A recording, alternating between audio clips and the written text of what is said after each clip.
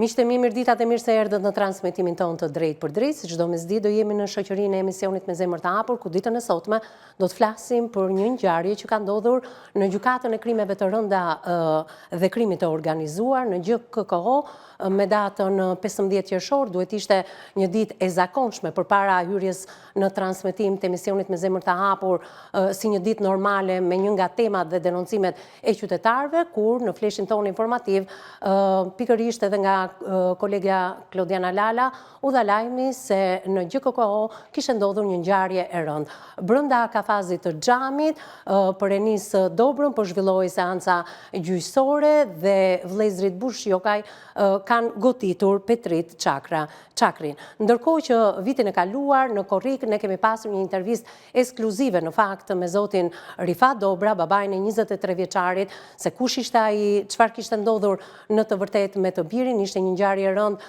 që ka ndodhur në fillim të Korrikut të vitit të kaluar, vetëm 10 muaj më parë, ku 23 vjeçari vetëm pak kilometra larg shtëpisë së tij është marrë, është rrëmbyer, është torturuar dhe më pas është vrarë duke hedhur makinën e tij në liçenin e Shkopetit. Për më shumë ndiqni materialin e përgatitur nga redaksia jone e informacionit dhe rikthehemi pas pak në studio.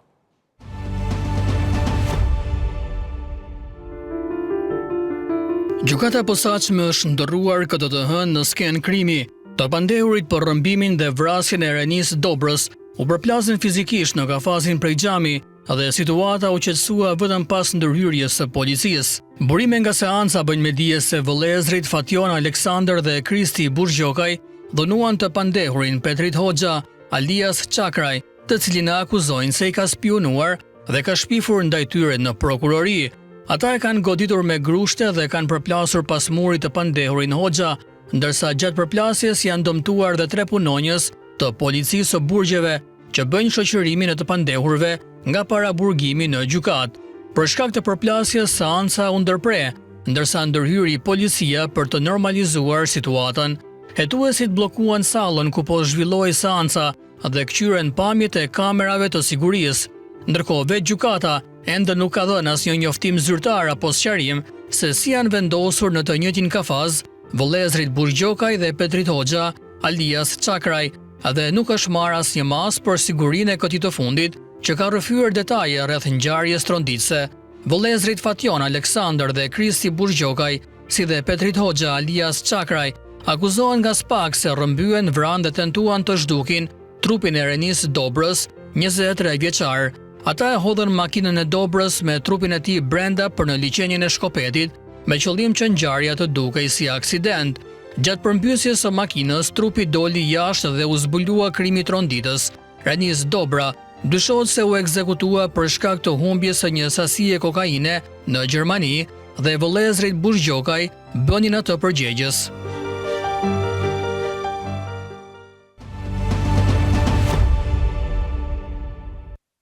Rikthehemi në transmetim të drejt për drejt për ta folur këtë ngjarje të rëndë se çfarë ka ndodhur ditën e hënë të 15 qershorit pikërisht në GKK, ku po zhvillohej seanca në lidhje me vrasjen dhe ekzekutimin e 23 vjeçarit Enis Dobra, babain e të cilit dhe intervistën e të cilit 10 muaj më parë e kemi pasur ekskluzivisht në studion e emisionit Me Zemër të Hapur. Për ta diskutuar këtë ngjarje shumë të rëndë, por dhe çfarë ka thënë babai 23 vjeçarit 10 muaj më parë, me mua në studio avokati dhe ndërmjetësi zoti Ylli Kameri. Përshëndetje, mirë se erdha. Faleminderit për ftesën. Në krahun tënd dhe Ksena Qirici, psikologja jon, psikologe klinike. Përshëndetje, mirë se erdha. Përshëndetje, Vis.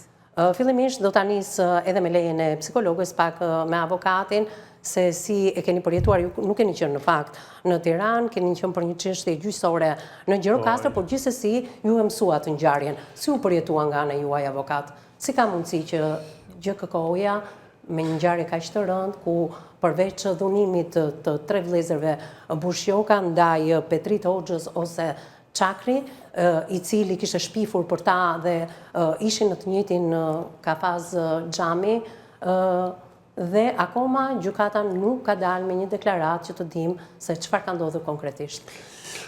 Atëherë, spari unë do ta shikoj domethënë edhe nga këndvështrimi juridik të ngjarje, por edhe nga ligji procedural.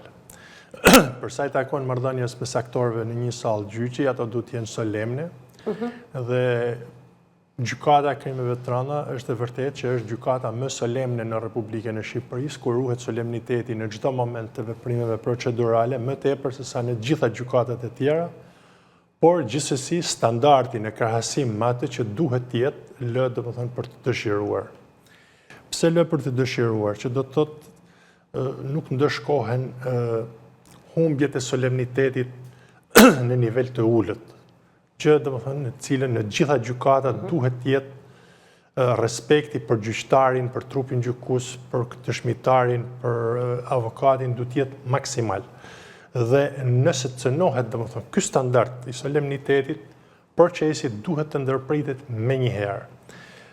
Nëse në gjykat ka ndodhur domethënë një proces i tillë, i pa kontrolluar domethënë nga drejtuesi i seancës, unë besoj që është një ngjarje shumë e rëndë, e cila nuk mund të kualifikohet vetëm në prishjen e rendit të qetësisë publike apo goditje të dëshmitarit apo gjyqtarit apo kërcënim, domethënë duhet shikohen domethënë në tërësi domethënë veprimet.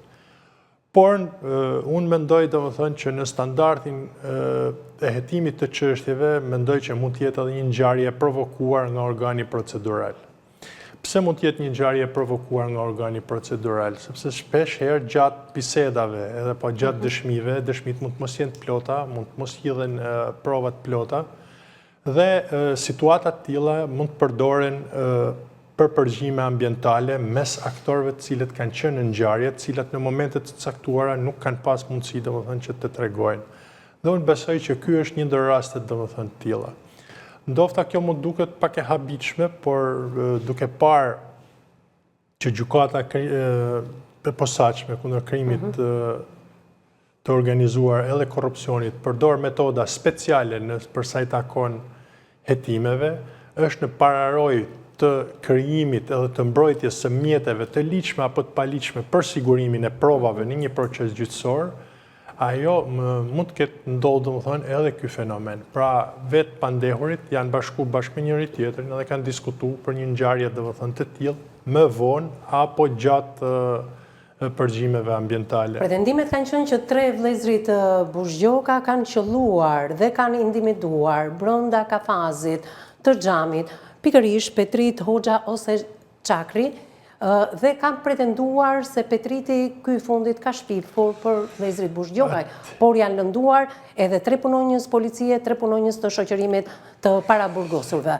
Atëherë, në këtë konkluzion dhe kjo deklaratë e fortë juaj avokat vjen sepse kjo çështje është 10 muaj pas ngjarjes, jemi brenda afateve ligjore, janë disa afate të përshpejtuara që kanë çuar në zhvillimin e kësaj seance, se në këtë studio ne kemi dëgjuar që ngjarje kaq shumë të rënda kanë dashur kohë për t'u zbardhur.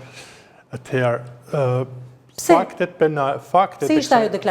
dhe rrethanat e kësaj çështje janë pothuajse domethënë standarde, që do të thotë ka ndodhur një trafik i paligjshëm, ka ndodhur një mosmarrveshje për sa i takon personave dhe ka ndodhur domethënë një mjet presioni që ka përfunduar me vdekjen e viktimës. Kaq fakte ka dhe nuk Viktima fillimisht kishte telefonuar familjen dhe i tha disa metra larg shtëpisë, kishte thënë që po arrin në shtëpi, për kaq minuta unë jam. Por këto kanë dalë përpara, e kanë rrëmbyer, e kanë torturuar dhe më pas kanë fshehur krimin e tyre duke i hedhur makinën në liçenin e Shkopetit. Me lërë domethënë, unë nuk jam avokati i çështjes, nuk jam avokati i personave. Dua të të them që nuk dua të mbroj as t'jap këshilla ligjore. Mendohej si një aksident dhe më pas hetimet pasi u gjet trupi, konstatuan avokat, mund ta mbyllim pak telefonin, të lutem, të ulim volumin, se jemi në transmetim, e di që po ndiqemi dhe ndoshta punët e juaja në këtë fashë orari janë shumë të ngjeshura, por hetimet kanë zbuluar, po zbulimi i hetimeve lë shumë për dëshiruar dhe ky përshpejtimi, jemi 10 muaj pas ngjarjes. Atëherë, se për disa çështje kërkohet dhe zgjatet afati. Veprimet e nevojshme hetimore, në momentin që kryen veprimet që urdhëron prokurori, çështja duhet dërgohet në gjykim. Një çështje penale nuk duhet zgjas më shumë se sa 3 muaj. 6 muaj është maksimumi. Shumë dhe 9 muaj janë afatet maksimale për disa vepra të rënda që parashikojnë. Pra, korrekt për sa i përket këtyre afateve.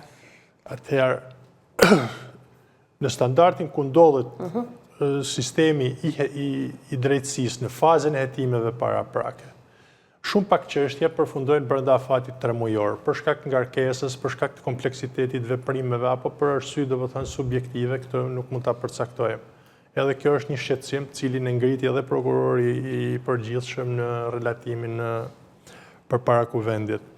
Por unë du të them që ne këtë çështje nuk du ta shohim në lidhje drejt për drejt me personat dhe me veprimet e tyre, sepse nuk kemi asnjë fakt, asnjë dosje ne që ta studiojmë, edhe që të shikojmë nëse veprimet janë të ligjshme apo të paligjshme, kanë mangësi apo duhet plotësohen, nëse plotësojnë kriteret e provës sipas ligjit, apo nëse janë veprimet cilat vetëm thjesht mbushin faqet e një dosje. Por unë gjykoj që ky sherr, ky problem në këndvështrimin juridik, duke pas parasysh edhe ligjin procedural, është një moment shumë i rëndësishëm që të zhvillohen hetime speciale, metoda speciale që të zbulohet e vërteta. Pra, sepse në revolte sipër, çdo njeri mund të humbas atë vetë kontrollin edhe të jap dhëna të rëndësishme për hetimin, gjë e cila e çon prokurorin në konkluzionin për tërheqjen e dosjes. I një personi i cili ndoshta ka bashkëpunuar me hetimin, ka treguar detaje të ngjarjes dhe në këtë ka fazin e xhamit janë vëllezërit Buzhjoka, të cilët nuk pranojnë asgjë apo nuk duan të gjykohen sepse hetimi sipas tyre është bazuar mbi bazën e shpifjes së Petrit Hoxhës ose Çakrit. Atëherë, çdo person prezumohet i pafajshëm.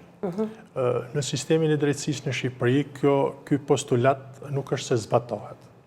Nuk është se është në kulmin e vet dhe shndrit përmbi drejtësinë që duhet të jepet. Ne kemi një sistem akuzator në cilën organi akuzës të bën akuzën, paraqet një minimum provash, edhe të gjitha mëtej vetëm interpretohen në dëm të pandehurit, pa arritur që të konkludohet sidomos në ato elemente që përbën një fakt penal, që të jetë domethënë shumë i qartë.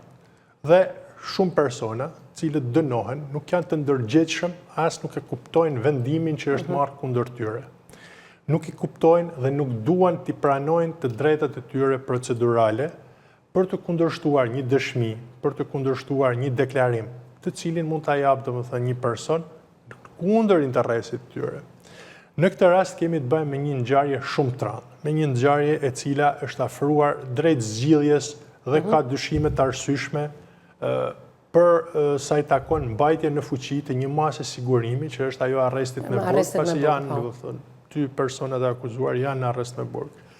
Në këtë kuadër, mbrojtja e tyre cila është, duhet kundërshtohet domethënë dëshmia, duhet gjehen elemente për pavërtetësinë e dëshmisë. Dhe njëri domethënë nga këto elemente është ndofta edhe dhuna domethënë në kundrejt domethënë personit që ka dhënë domethënë një dëshmi, dhe organet proceduese duhet kishin marrë masa për sa i takon solemnitetit të seancës. E kuptoj. Pra, në çdo çast mund të prishet solemniteti.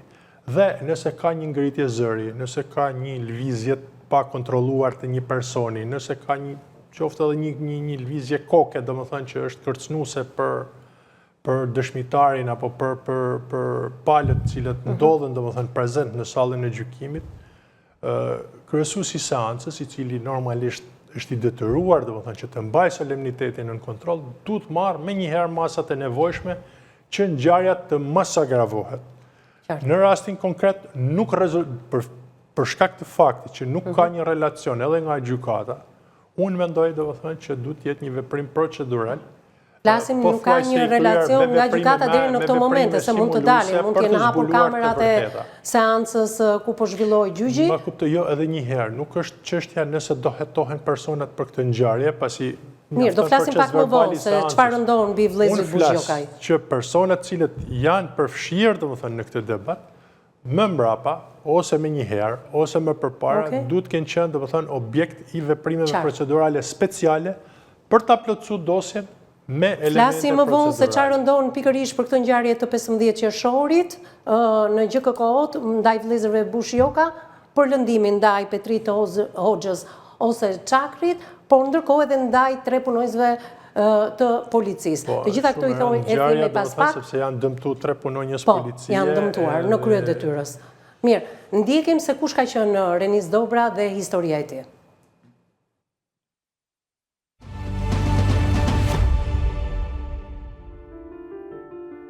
9 ditë pas vrasjes së 23 vjeçarit Renis Dobra në Madhesh të Ulzës, policia ka arrestuar 2 prej autorëve të dyshuar të vrasjes, si dhe ka shpallur në kërkim 2 të tjerë. Gjatë një operacioni të zhvilluar në disa qarqe të vendit, policia arrestoi në Golaj të Kuksit Petrit Çakrin, alias Petrit Hoxha, ndërsa në zonën e Astirit në Tiranë u arrestua Fatjon Bushgjokaj. Nga hetimet e kryera nga prokuroria e Dibrës, rezulton se të përfshirë në vrasjen e 23 vjeçarit Renis Dobra janë edhe 2 vëllezërit e Fatjon Bushgjokës, Kristi dhe Aleksandër Bushgjoka, ndërsa është shoqëruar edhe e dashura e tij. Vajza nuk rezulton të jetë e përfshirë në ngjarje, por ka qenë në shoqërinë e të arrestuarit për disa ditë me radhë. Gjithashtu, në komisariatin numër 6 në Tiranë, po merren në pyetje 4 persona të tjerë dhe po hetohet nëse janë të implikuar në këtë ngjarje. Pas dëshmisë së dhënë nga familjarët e 23 vjeçarit dhe pas sekuestrimit të kamerave të sigurisë të bizneseve përgjatë aksit kombëtar Burrell Tiranë, grupi hetimor bëri të mundur edhe identifikimin e autorëve të dyshuar për krimin makabër.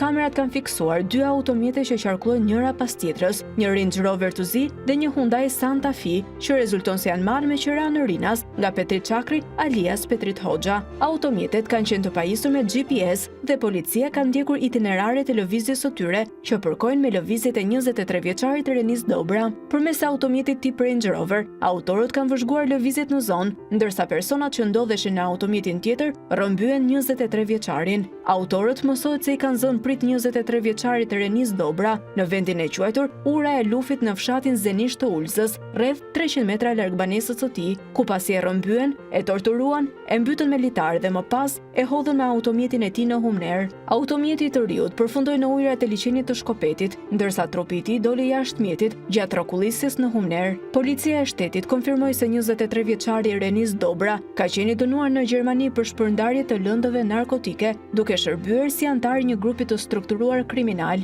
dhe me 4 autorët e vrasjes dyshohet se ka pasur mosmarrveshje për pazaret e drogës. 23 vjeçari ka qenë i dënuar në Gjermani për shpërndarje të lëndëve narkotike, antar i një grupi të strukturuar kriminal, dhe dyshohet se me 4 shtetasit e lartë përmendur, të dyshuar si autor, ka pasur mosmarrveshje që lidhen me veprimtarinë në fushën e narkotikëve. Policia sqaron se autorët nuk kanë qenë të maskuar si polic dhe as nuk kanë përdorur automjete me logon e këtij institucioni. Petrit Çakri, alias Petrit Hoxha dhe Fatjon Bushgjokaj nuk janë emra të panjohur për policinë shqiptare. Petrit Çakri rezulton se është një prej dëshmitarëve okular të vrasjes së ish deputetit të Partisë Demokratike, Azem Hajdari, mbrëmjen e 12 shtatorit të vitit 1998. Ai rezulton të ketë pasur precedent të shumtë penal që nga vjedhjet e deri te përplasjet me policinë, ndërsa në vitin 2017 u arrestua në dyshimet për mashtrim me pasoja të rënda. Fatjon Bushgjokaj ka qenë dënuar për vjedhje, ku në vitin 2019 u aratis nga burgu i Rogozhinës, së bashku me të dashurën e tij dhe 2 vëllezërit, Kristi dhe Aleksandër Bushgjokaj, kanë kryer disa vjedhje në kryeqytet.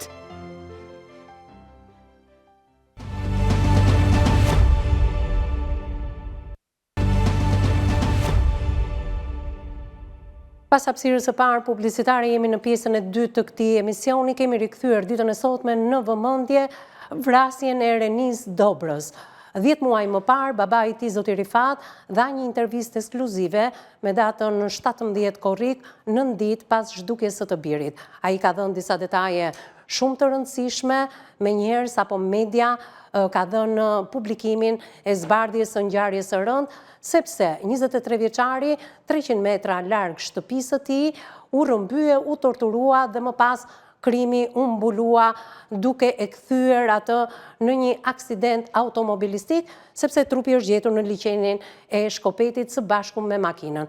Megjithatë, kamerat përgjatë aksit rrugor që ka përshkruar i riu, por edhe disa zbulime të tjera të policisë dhe jo vetëm, por edhe dëshmisë një familjarit të 23 vjeçarit, ka bërë që menjëherë familja të vihet në lëvizje, policia të vihet në lëvizje dhe më pas të zbardhet e gjithë dinamika e ngjarjes, dhe ju keni pasur mundësi në mënyrë të përmbledhur në pjesën e parë të kuptoni se kush ka qenë Renisi dhe çfarë ka ndodhur me 8 korrik rreth orës 21:36 minuta 300 metra larg shtëpisë së tij.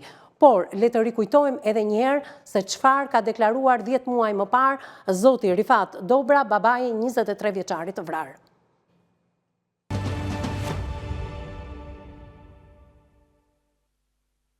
Zoti Rifat, përshëndetje. Përshëndetje.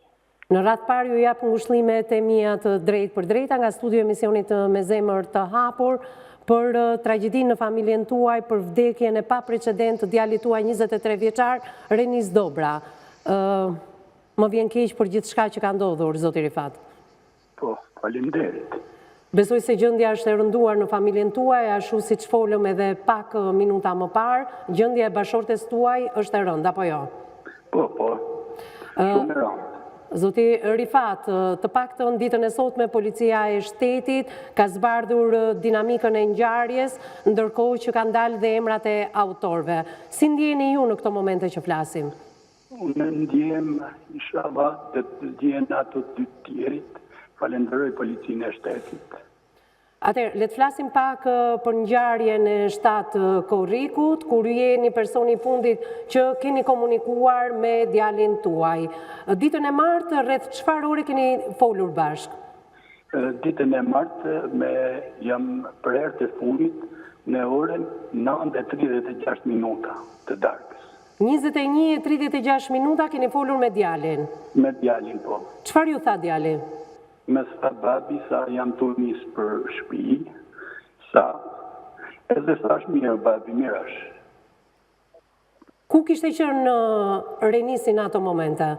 Në qytetin e Burrelit. Në qytetin e Burrelit dhe po vinte për shpi? Po, për shpi. Sa është distanca midis qytetit Burrelit dhe shtëpisë tuaj? Është 5 kilometra. 5 kilometra.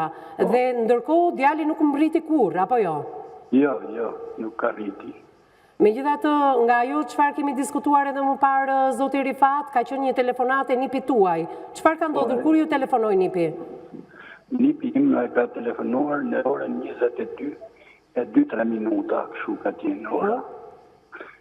Edhe më sa daj ku je, thash ke shpia daj. Sa shpit sa se kanë kap Renin policia. Po? Edhe unë me njëherë jam vesh edhe jam dalë para nipit. Edhe i nga njësë drejt Burrelit, se kanë ka policia. Po. Edhe u paraqitën në aty këtë dega, në këtë porta e policisë Burrelit. Po. Edhe aty, thash, më keni kapë qunin Renin me makinë, thash, a ka artu? Jo, thash, s'ka artu Renin, s'ka njeri të thaj. E rëja si ishtë aty. Po. Edhe, me tha mu, tha, merë 129. Sa si të mërë 129, kur jam këtu ke porta e policisë. Edhe me tha largu paka një dhe merë 129. Dhe e kom morë 129, unë e se u pare dëllja e oficeri edhe me tha prisa, njësa se dhe të tjerë. Edhe e kom një ke porta e policisë. Pra, nipi juaj kishte parë për herë të fundit rreth orës 22, sepse në 22:03 minuta ju ka telefonuar juve, djalin tuaj, Renisin, djalin e xhaxhait të tij, por edhe persona të cilët, me sa duket, e kishin monitoruar dhe po e ndiqnin. Çfarë ka ndodhur që ai e kuptoi që ishte policia? Pra, zbardhja pas ka ardhur nga brenda familjes, duke bashkëpunuar me autoritetet.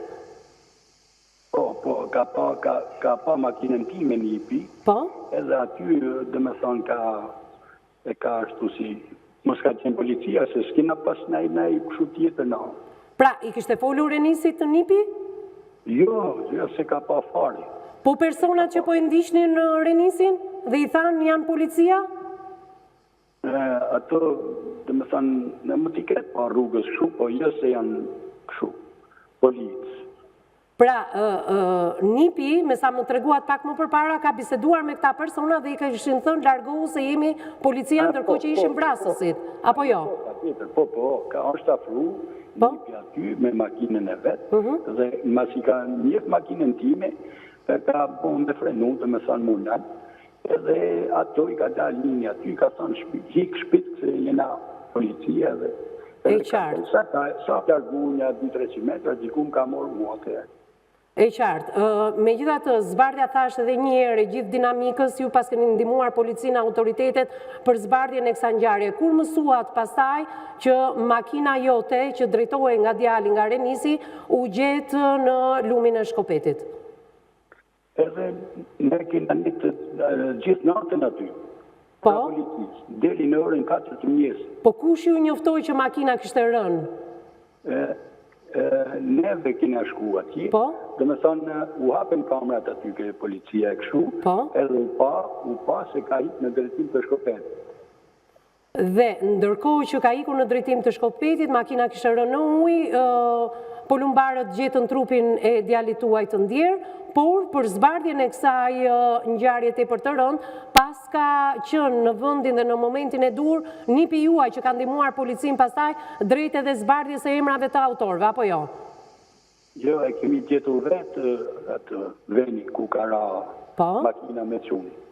Po, vendin e keni gjetur vetë, por ndërkohë dinamikën e ngjarjes që ai ishte monitoruar nga një makinë me disa persona të cilët ishin hequr si policia, apo jo? Po, si policia, për kështu E zbardhi nipi juaj këtë gjë.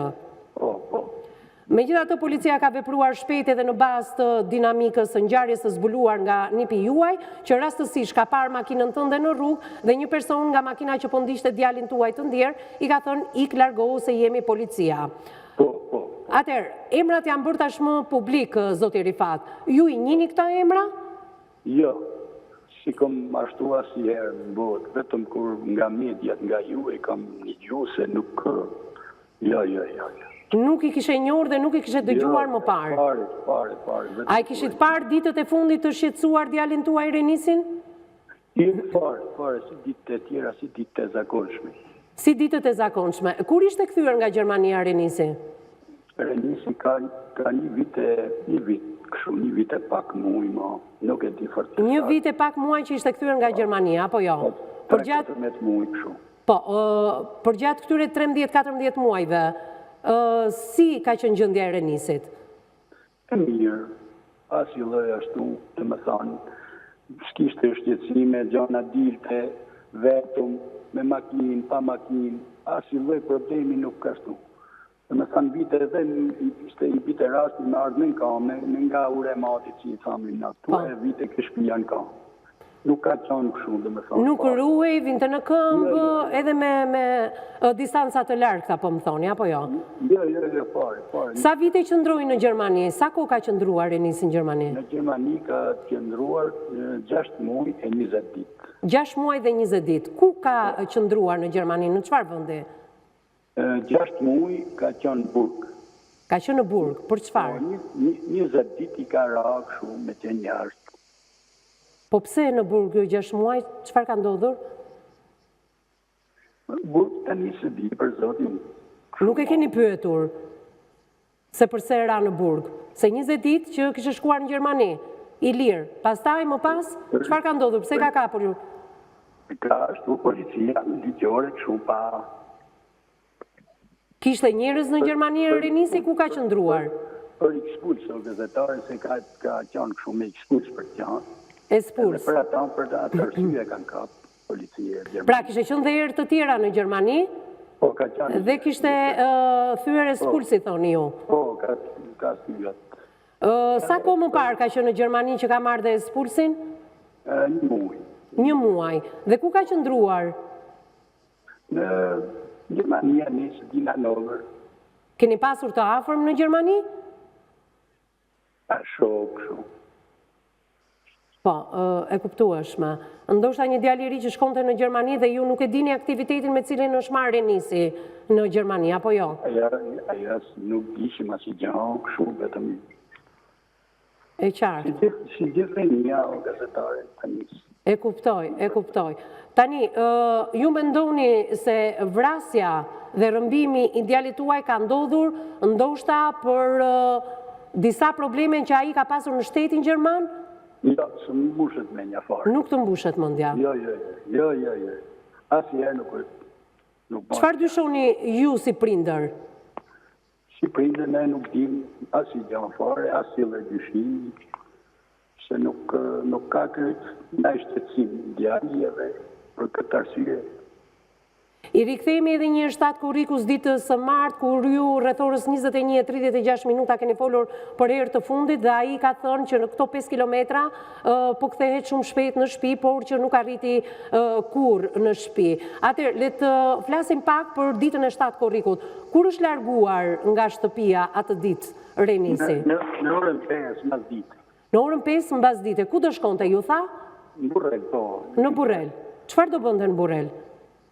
Dalë për xhiro, për kështu kafe. Kjo ishte një aktivitet që e bënte gjithmonë? Po, dilte për ditë, çdo mbas dite. Çdo mbas dite ikte në orën 5 dhe kthehej çfarë ore? Kur visha unë kthehete ka ora darkë, ka ora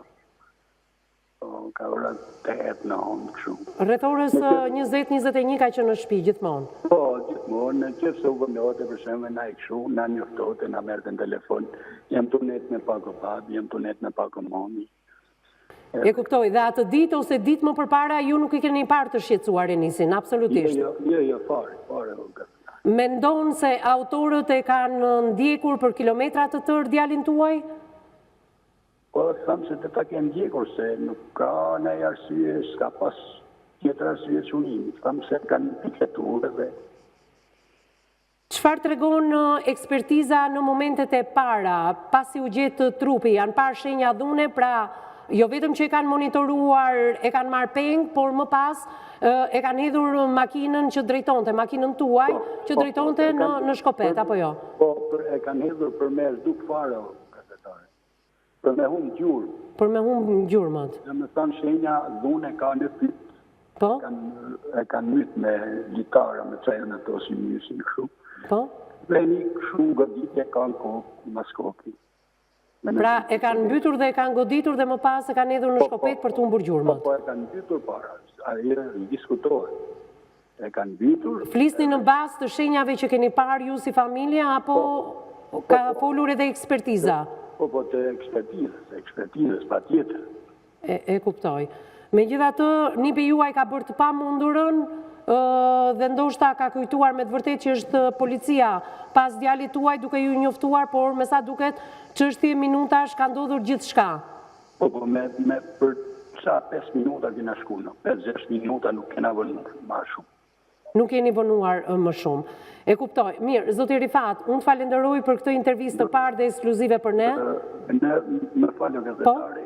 Ju falenderoj juve pa masë për të gjitha mediat, mbështetjen që na keni dhënë për dhimbjen e madhe që kemi, por unë i bëj thirrje presidentit të dalë me një dekret të veçantë për të një kapital, sepse vrasja makabre që ato kanë bërë, vepru ndaj fëmijës tim e meritoj. Faleminderit, ngushëllime zoti Rifat, zoti ju dhënë forcë ty dhe bashorten, por dhe familjarët e tjerë për ta përballuar këtë moment të vështirë. Faleminderit që ishe me mua në studio. Faleminderit. Dhe ju përshëndes edhe një herë, duke ju falenderuar për intervistën e parë dhe ekskluzive dhënë për redaksinë e emisionit Me Zemër të Hapur. Faleminderit. Faleminderit.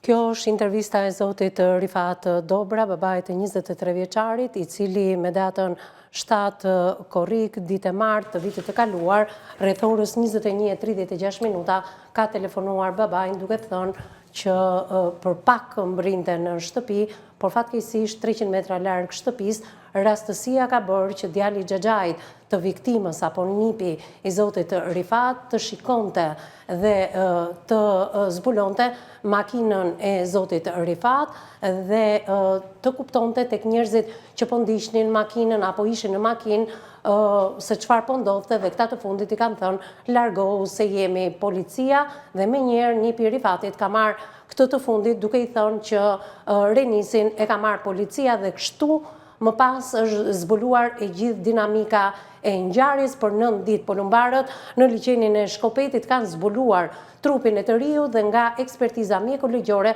është vërtetuar edhe një herë shenjat e dhunës, është mbytur fillimisht dhe më pas makina me trupin e të riut ka përfunduar në liçenin e Shkopetit për të zbuluar më pas nga polumbarët dhe për të kuptuar se si ka qenë e gjithë dinamika e ngjarjes. Avokat, jemi këtu të një interviste 10 muaj më parë, të paktën sipas burimeve të mia jo zyrtare, nuk i kam ende të konfirmuara, familja e Renis Dobrës është larguar nga banesa, nuk dihet se ku është, dhe ndërkohë numri i telefonit i zotit Rifat nuk është më ai vitit të kaluar që ne kemi dashur të dëgjonim pak edhe dëshminë e tij pas ngjarjes në gjykatën e posaçme. Avokat atë që ndodhi me 15 qershor, ditën e hënë. Atëherë, dinamika është zbuluar nga djali Xhaxhait dhe më pas kanë qenë autoritetet që kanë rënë në gjurmët e Petrit Hoxhës ose Cakrit dhe ndërkohë edhe të vëllezërve Bush Gjoka, fillimisht të Fatjorit dhe më pas edhe 2 vëllezërve të tij. Atëherë, nuk e di se për çfarë ka shërbyer prokuroria në gjithë këto muaj.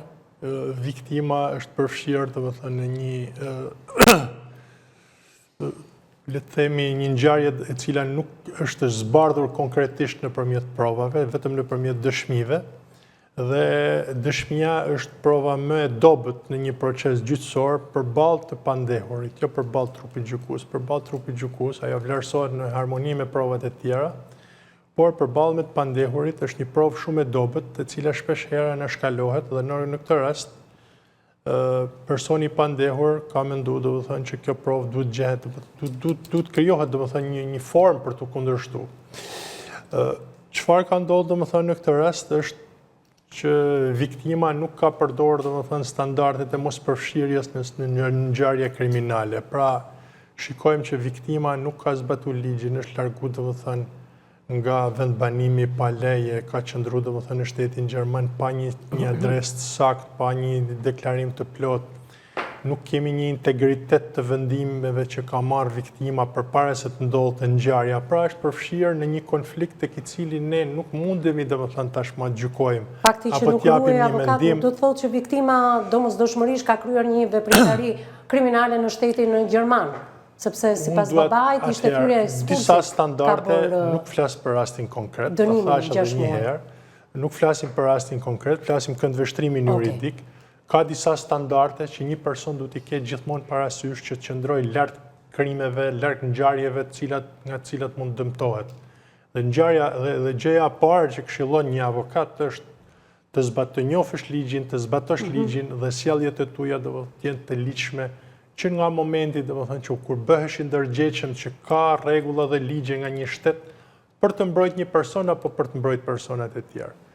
Rregulli i dytë është ndershmëria dhe integriteti. Pra në çdo veprim, çdo person duhet të ketë ndershmërinë dhe duhet të ketë integritetin me çfarë do lloj kostoje që ta ketë domethënë jetën e vet. Këto dy ato duhet të jenë gjëra domethënë që duhet të jenë të pashkelshme për çdo person. Arrini 23 vjeçari ditës së sotme ta kuptoj këtë që ju e thoni avokat? Duke përfshirë edhe të ndjerjen? Për sa kohë ka arsimin bazik, ai është i detyruar që t'i nënshtrohet këtyre rregullave. Asnjë person nuk mundet domethënë që të fillojë një punë, që të marrë një jetë, që të marrë përsipër përgjegjësi qoftë edhe familjare, pa arsimin e detyruar në Republikën e Shqipërisë. 20 vjeç, 30 vjeç, 70 vjeç duhet shteti domethënë të merret me këta persona që nuk e kanë këtë arsim. Sepse njohja e ligjshmërisë, integriteti dhe ndershmëria janë elemente thelbësore në sjelljen korrekte të një personi. Ndryshe përfshihesh në ngjarje të kota, në ngjarje kriminale, të cilat nuk do të ndodhnin. Për shembull, kemi rastin e të dyshuarit. Po, ja këtu dua të bëj. Nga dëshmia e babait në atë çfarë ka ndodhur me 15 qershor në gjykatën e posaçme. Penale pa fakte dhe pa interesa domethënë nga grupe domethënë të caktuara apo nga persona të caktuara të cilët hetojnë ngjarjen në një kohë që ky person normalisht duhet i nënshtrohet veprimeve procedurale nëse këto vepra penale që ka kryer në të kaluarën kanë ndikuar domethënë në kryen e këtë ngjarjes, nëse këto vepra penale kanë lejuar domethënë që një person me rrezikshmëri të lartë shoqërore të jetë i lirë edhe të kërcënojë domethënë jetën e dikujt tjetër. Nëse një person me një mirëqenie të jashtëzakonshme ekonomike për qëllime krejt absurde përpiqet që të mbrojë mirëqenien e vet pa pagu taksa, pa pagu tatime, pa ju bindë rregullave dhe ligjeve të shtetit. Pra janë disa organizma edhe disa mekanizma shoqëror, të cilët të çojnë në faktin që ngjarjet të tilla duhet të parandalohen me patjetër. Qartë, avokat. Konflikti që vjen tashmë në gjykat Ja, këtu do për një ngjarje të tillë.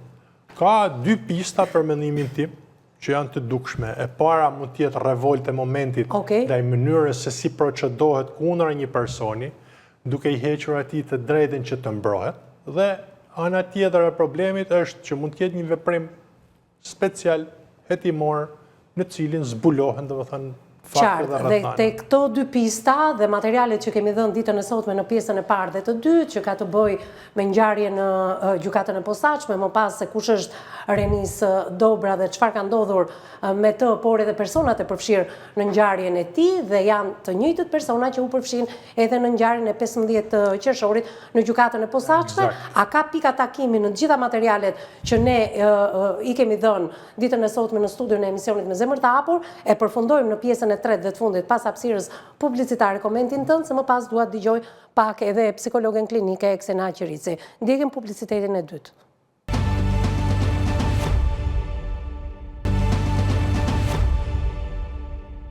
Mbas hapësirës së dytë dhe të fundit publicitare, rikthehemi menjëherë në pjesën e tretë për ta përmbyllur atë çfarë kemi diskutuar ditën e sotme, nisur nga një ngjarje e rëndë që ka ndodhur në gjykatën e posaçme me 15 qershor, ditë e hënë rreth orës 11:30, ku kolegja Klodiana Lala ka raportuar në redaksin ton të informacionit dhe më pas është pasuar nga të gjitha mediat, që është parë një lëvizje e shtuar e policisë dhe është mësuar më pas që në kafazin e Qelçë, aty ku ka ndodhur Petrit Hoxha ose Çakri, dhe të shkuarën e tij ju keni pasur mundësi ta ndiqni nëpërmjet një materiali të përgatitur nga newsroom-i jon, sepse vëllezërit Bushgjoka të tre e kanë goditur fillimisht Çakrin dhe më pas janë përfshirë edhe 3 uniforma blu. Do doja të flisnim, avokat, në këto momente për pistat. Babai dha një zbardhje të një dinamike që edhe policia dhe autoritetet dhe NIP-i i tij, ndoqëm edhe daljen e policisë shtetit muaj më parë në lidhje me ngjarjen e 23 vjeçarit, është zbardhur dinamika. Pra, është rrëmbyer, është mbytur, sipas edhe ekspertizës, dhe më pas për të mbuluar gjurmët është hedhur makina me gjithë trupin e 23 vjeçarit në liçenin e Shkopetit për të humbur të gjitha gjurmët. Tashmë, ne kemi një përballje të personave të cilët akuzohen 3 vëllezërit Bushgjoka në një ngjarje e rëndë në gjykatën e posaçme që nuk duhet të ndodhi kurse sepse veprime në gjykatat shqiptare po ndodh shumë së fundmi, sa e sigurt janë gjykatat dhe sidomos gjykata e posaçme midis këtyre 3 vëllezërve Bushgjoka, Çakrit, por edhe 3 punonjësve të policisë. Nga ato çfarë dëgjova nga materialet, ka pika takimi pse mund të ndodhur gjithë kjo? Dhe kush është përgjegjës? Deklarata universale për drejtave të njerëzit ka të përmbledhur me një rresht shumë të bukur. Njerëzit duhet të sillen me njëri tjetrin me një frymë vëllazërie në respektim të drejtave dhe lirive të njerëzit, në mënyrë të tillë që të mos jenë të detyruar që të përdorin dhunën edhe krimin si mjet për të zgjidhur interesat e tyre edhe për të jetuar domethënë qetë. Në këtë rast, këtu domethënë fillon një formulë e cila duhet të ketë but kuptim të përbashkët në veprën penale. Mungesa sjelljes me një frymë vëllazërie në çdo moment të jetës së një qytetari shqiptar sjell pasoja të cilat vetëm se përshkallëzohen. Pra nga një nisje shumë e vogël, shumë e thjeshtë, një situatë e cila mund të zgjidhet ndoshta për momentin, qoftë edhe me një pagesë të paligjshme të një shumë parash, një kontrolluar nga policia, verifikuar nga organet kompetente, e trajtuar me kujdes nga organet përkatëse, vjen edhe trajtohet domethënë në humbjen e jetës, e cila është një ngjarje e pakëthyeshme. Pra, nga humbje pasurie të kthyeshme, nga dëmtime që mund të kthehen, përshkallëzohet situata dhe vjen në një situatë të pakëthyeshme, e cila vetë përshkallëzimi edhe përplasja domethënë që ndodh përpara trupit gjykues të sjell domethënë atë që ose provat janë të pakundërshtueshme, ose personi i cili ndodhet i burgosur, i cili kërkon domethënë që trajtohet me një frymë vëllazërie, qoftë edhe gjatë dhënies dëshmive, nuk e gjen domethënë atë shpresë tek fakti që ndofta një rrezë drite. Vëllezërit Buzhgjoka kanë akuzuar Çakrin në fakt alias Petrit Hoxhën për shpifje ndaj tyre. Ne nuk e dim deri ku përfshihen vëllezërit Buzhgjoka që autori veprës penale përpiqet, paguan, duke i ditur se kush është Çakri, gjithmonë nuk ka rëndësi kush është personi. Dhe veprimtaria e tij përpara kësaj ngjarje. Unë nuk e di fare kush është Çakri edhe nuk duhet ta di. Jo, po e dëgjuam nga materiali kush është. Dëgjojmë nga materiali, por ky materiali domethënë është një material informativ të cilin ti du ta përpunosh me dhënat domethënë që ke brenda vetes normalisht, jo me dhënat domethënë që të servirin tjerët. Jo, me të dhënat që servirin institucionet avokat. Është ngritur materiali. Ne çka kemi diskutuar? Në mungesë të punës shkencore të institucioneve, pasojat në Shqipëri janë me humbjen e jetës. Ne kemi shprehjen kokat e veta hëngshin, edhe kemi nga koka e shtetit. Është koka e shtetit që e thot domethënë këtë fjalë. Pra, nuk është se e thot një njeri zakonshëm. Kjo fjalë që nuk duhet thuhet kurrë nga një punonjës i shtetit, nga një person që i shërben shtetit, nga një person që i shërben Republikës. Nuk duhet dalë kur nga goja ti për shkak të edukatës që ai duhet ketë më përpara, për shkak të besimit që është dhënë, domethënë për të kryer detyrën e tij. Fakti që të akuzuarit të dyja janë me rekorde palishmërie si Çakri ashtu edhe Buzhgjokaj, nëse për vepra pak më të lehta se sa Çakri, vëllezërit Buzhgjoka njiheshin si persona të cilët kryenin vjedhje, por që Çakri njihet për veprimtarinë e tij kriminale, qoftë në fushën e drogës, qoftë edhe në fushën e vrasjeve. Ne nuk mundet dhe as nuk duhet të stigmatizojmë persona. Jo, nuk po stigmatizojmë. Çfarë do të thotë në gjuhën juridike të përfshirë me rekorde kriminale? Me rekorde kriminale tregon domethënë që personi është i dënuar më parë dhe kjo merret parasysh në përcaktimin e rrezikshmërisë shoqërore të gjitha sjelljeve të ligjshme apo të paligjshme apo të kundërligjshme që kryen një person. Pra, nëse do interpretohet një sjellje nga një person që është i padënuar, do interpretohet në formën më të lehtë. Jo, e thash këtë gjë avokat për atë çfarë ka ndodhur në kafazin e Qelçit në 15 qershor në gjykatën e posaçme. Këtu dua të ndaloj. Kemi Çakrin me përvojë, i cili ka dashur që përgjegjësinë më të madhe penale ta marrin vëllezërit Buzhgjoka dhe aq më tepër që janë vëllezër 3 dhe përfshirjen e tyre më të shumtë në këtë krim kaq të rënd ndaj Renis Dobrës për shkak të përvojës së tij kriminale apo çfarë do të thotë? Personat të cilët që kanë shtyrë vëllezërit Buzhgjoka në ngjarjen e rëndë në gjykatën e posaçme. Kanë të privuar lirinë, janë të predispozuar që të gjejnë situata, të krijojnë situata, të shpikin me mendjen e tyre çdo element i cili u garanton atyre të paktën një të drejtë. Prandaj domethënë është e detyruar që për këto vepra penale të kenë një mbrojtës me detyrim nga ligji, jo të zgjedhur, se mërësi i zgjedhur është diçka tjetër. Në rastin konkret, ndërhyrja e organeve të policisë për mbajtjen dhe rregullin edhe qetësisë në seancën gjyqësore ka sjellë pasoja në dëmtimin e jetës e shëndetit të 3 personave. Uroj domethënë shërim të shpejtë për këta, por gjithsesi në këtë lloj situate. Dhe çfarë ndon për këtë ngjarje tek vëllezërit Buzhgjoka që ta përmbyllim se më duhet kalojmë një herë tek psikologja. Është kërcënimi i dëshmitarit, domethënë që është kërcënimi i dëshmitarit, po për sa i përket punonjësve të policisë. Koditja punonjësve domethënë të policisë për shkak detyrës. Dhe sa do t'i kushtoj kjo vëllezërve Buzhgjoka nëse është ngjarje e vërtetë. Dhe sa do t'i kushtoj avokat? Nuk e di se sa do t'jetë domethënë dënimi, por gjithsesi masa dënimit për këto kërcënim ndaj dëshmitarit, por edhe shkon deri domethënë në 5 vite. Rrajën e punonjësve të policisë në krye detyrës. Maksimumi është 5 vite burgim. 5 vite. Edhe në bashkëpunim që janë të 3. Në bashkëpunim ka rrethana rënduese domethënë. Që mund të shkojë edhe më shumë se sa 5. Mund të shkojë domethënë më shumë se sa 5. Domethënë përveç se akuzës që ka për vrasjen e Dobrës, do t'i shtohet edhe kjo ngjarje e gjykatës së posaçme. Është ngjarje që duhet ishte parandaluar avokat? Se është rëndë në këtë gjykatë. Solemniteti në gjykatat shqiptare duhet të jetë absolut. Ne shikojmë edhe avokatë që cilët shpërthejnë kundra elementeve, veprimeve procedurale. Merren masa ndaj kolegëve të tu? Po, ka raste që merren masa, ka raste që përjashtohen nga seanca, ka raste domethënë që gjobiten për sjelljen e tyre, ka raste domethënë që nuk pranohet domethënë as ankimi për sa i takon sjelljes jashtë standardeve domethënë që kryejnë. Edhe në rastin konkret, unë besoj që ngjarja duhet të ishte parandaluar me masat të më përparshme, pra duke mbajtur një standard të lartë solemniteti, jo mbyllje goje. por standardi i solemnitetit do të thotë që të respektohen dispozitat e kodit procedurës penale me përpikmëri, duke i dhënë precedencë gjithmonë kërkesave dhe memorjeve të pandehurit, i cili në çdo çast të një procedimi ka të drejtën e kërkesave dhe memorjeve dhe organi procedus duhet shprehet brenda 15 ditëve.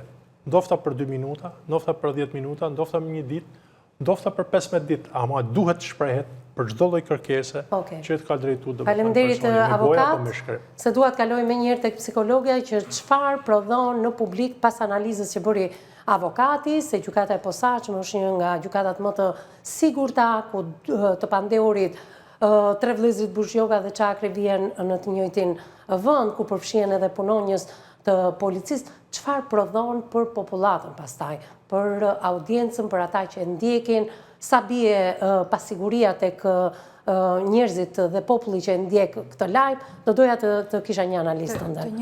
Të njëjtin zinxhir që prodhon koncepti i drogës në Shqipëri. Pra mungesa e besimit, ulja e besimit dhe ndershmëria që me të drejtë përmendi avokati dhe që është një element shumë i rëndësishëm.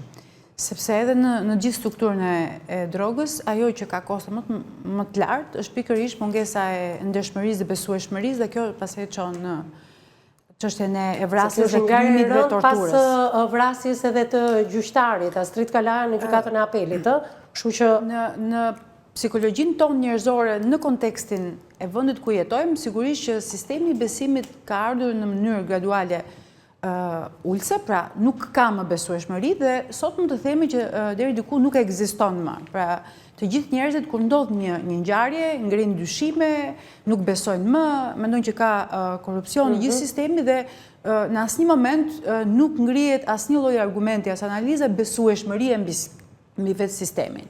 Edhe fakti që vendosen dy struktura shumë të rëndësishme për një vepër kriminale, vendosen së bashku, qoftë dhe si metodë për ndërtimin e një prove, kjo është edhe më e trisht, sepse përveç hetimit ka dhe një popullsi e që nuk e beson më vetë sistemin dhe pikërisht kjo është ajo çfarë përforcon në këndvështrimin tim si profesioniste që thoshte kam trajtuar dhe persona të varur nga substancave që koncepti i drogës është psikologji antinjerëzore.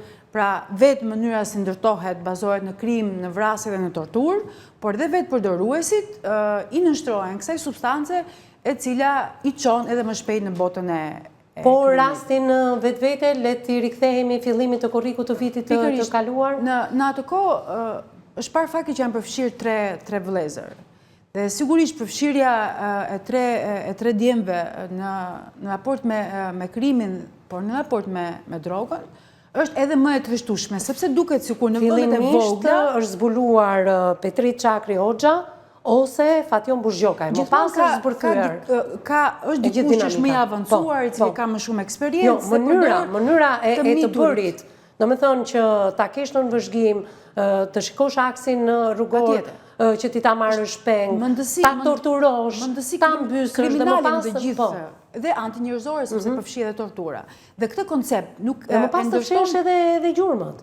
Patjetër, pra e gjitha këto, nëse flasim për pambrojtur, se ishte vetëm 23 vjeç, nëse flasim që Shqipëria është bërë vend i çështjeve të ndryshme të drogës, nuk prodhon asgjë tjetër veç se avancim dhe zhvillim të strukturës antinjerëzore dhe kriminale dhe torturuese. Sepse aty flasim për para dhe flasim për sjellje të cilat nuk bazohen as në logjik, as në parim, thjesht bazohen në një mendësi që nuk ka as ligj, as një lloj koncepti tjetër. Dhe prandaj është më e trisht për ne si kulturë dhe si vend, sepse të miturit dhe më pas në fillimet e tyre të rritjes, janë të përfshirë tashmë në strukturën kriminale, qoftë me varësi ndaj substancës, dhe më pas përdoren si instrumenta për të transportuar apo për të krijuar rrjetin edhe më të zhvilluar të sistemit të krimit dhe të krimit të organizuar në përgjithësi. Dhe kjo është më e trisht, përfshirja e të miturve, duke mos i lënë asnjë lloj zgjedhje, pra nëse flasim për vende të vogla të cilat mundësitë ekonomike janë shumë të pakta dhe ku sistemi i drogës prodhon të mira materiale shumë shpejt, pra në një transport ti prodhon para shumë të mira për mënyrën se si jeton, sigurisht që për këtë të mirë nuk ka më alternativ tjetër veç se të ndjekin të gjithë bllokun e krimit të organizuar në raport me drogën. Dobra ishte 23 vjeç dhe avokati e komentoi që një 23 vjeçar që ka arsimin bazë duhet të dinte të gjitha ato karakteristika që renditi duhet të fillojmë të kuptojmë avokati që në shumë vende të vogla si edhe një 50 vjeçar, 70 vjeçar tha nuk ka rëndësi në shumë vende mosha. të vogla të cilat e kanë prekur profesionalisht, shihet diçka e çuditshme që djemt e braktisin shumë shpejt shkollimin. Dhe kjo përveç kësaj, edhe pikuria e tyre emocionale, edukative, braktisja e qytetare, shkollimit, humbja e interesit që ndodh për arsye të ndryshme, sigurisht bën që këta të mitur t'i orientohen parave të shpejta, t'i orientohen botës së krimit, sa e vetëm alternativë e shpejt dhe mirë bota e krimit kur dhe e arrin të drogës. piqet një djalë në Shqipëri? Nëse flasim të përfshirë herët, Se thua vazhdimisht të miturit, i referohesh e rinisit, jo, besoj se 23 vjeç. Jo, sepse mendoj dhe e vërtetoj shpesh që këto veprimtari nuk fillojnë apo dyshimet e tua janë që rinisi fillojnë nuk më ka herët. Fillojnë më herët, ka filluar veprimtari më herët. që me varësi ndaj substancave, prandaj sepse është një qëllim të cilën ne e shohim herët që të miturit thithen drejt substancave, se janë vetë substanca që e krijojnë këtë, dhe më pas ata nuk kanë më shanse t'i kthehen largimit nga bota e drogës dhe varësisë, dhe më pas ata përfshihen në sjellje të tjera më të avancuara që nuk u jep më atyre mundësi të zhvillohen pasi qenie njerëzore të cilët ne presim që të kenë një lloj logjike, një lloj arsimimi, një lloj kulture apo një lloj përgjegjësie në raport me Pate një lloj reagimi në thirrjen e fundit që babai i Renis Dobrës, zoti Rifat, dha në fundin e intervistës që kemi zhvilluar vitin e kaluar, ekskluzive, ai ka folur për herë të parë dhe të fundit, do donim që zërin e tij ta kishim edhe sot, por sipas informacioneve të mia nuk është më në zonë dhe nuk ekziston më ai numër telefoni se për çfarë e din ata, por është e kuptueshme. Atëherë, kur ai drejtohet presidentit të Republikës për rikthimin e dënimit kapital, pse e pata atë lloj lëvizje, atë lloj reagimi? A ishe dakord, a nuk je dakord? Se shpesh ne jemi, edhe si profesionist, jemi pjesë e mënyrës se si mendohet dhe veprohet në kulturën tonë, dhe kur bëhen thirrje të kësaj natyre, më shumë është thirrje që bazohet në vuajtje e një prindi i cili ka humbur fëmijën, sesa në të vërtetën që kjo thirrje mund të shkaktoj tek presidenti apo të gjithë organet që merren me sistemin e drejtësisë. Sigurisht që ne e kërkojmë në përgjithësi me shumë vepra të kësaj natyre, e kërkojmë dënimin kapital, dënimin maksimal dhe shumë po themi dënime ekstreme për shkak të vuajtjes. Por është e rëndësishme që nëse vetë sistemi funksionon, nëse komuniteti funksionon, nuk ka më pse ne pretendojmë apo vuajmë shumë për dënime kapitale. Sepse nëse do kishim një sistem i cili kujdeset për individin, nuk do na ofronte mundësinë që sot të rinjt të kenë alternativë vetëm drogën dhe botën e krimit. Dhe prandaj ndonjëherë thirrje të kësaj natyre të krijojnë një lloj ngërçie emocional në të cilën edhe ju e vini re her pas here kur ne reagojmë. Megjithatë, ke një apel për gjithë prindërit apo të rinj të sot në Shqipëri që mos të prodhojmë ngjarje të kësaj natyre shumë të rëndë në fakt? Ndoshta do ngjaj pak edhe paradoksale sepse prindët pretendojnë që emigrimi apo krijimi i të ardhurave të shpejta të fëmijëve, se i quaj fëmijë dhe pse 18 vjeç ende janë fëmijë dhe të mitur për shumë arsye, sepse ne shpesh nuk ofrojmë kushte për zhvillim maksimal të fëmijëve. E rëndësishme është që droga nuk është alternativa më e mirë për fëmijët e tyre. Pra duket sikur siguron të ardhura, por nuk është alternativa më e mirë, apo mendësia se bëjmë si të gjithë, sepse ky është sistemi mbijetesës, në fund çdo njeri bën si të gjithë, por pasojat i vuan në mënyrë individuale. Dhe duket sikur janë zgjedhje të shpejta, por në fakt nuk janë zgjedhje as pak të shpejta. Mirë, unë falenderoj Ksem për prezencën në këtë studio, falenderoj edhe avokatin për prezencën dhe si gjithmonë brillant në komente për ngjarje kaq shumë të rënda, sigurisht edhe Eksena psikologja me këto mesazhe në fund të emisionit për ditën e sotme për gjithë ata prindër që duhet të kenë një lloj kujdesi ndaj fëmijëve, por edhe ndaj të rinjve, të cilët nuk duhet të pasurohen në mënyrë të shpejtë se pastaj përfundon jo vetëm në dëmtimin e vetes së tyre, por njëkohësisht edhe me ngjarje kriminale kaq shumë të rënda siç u prodhua vitin e kaluar për 23 vjeçarin Renis Dobra. Ndajemi këtu të nderuar miq për të ritakuar në ditët në vijim. Deri atëherë miru takofshim.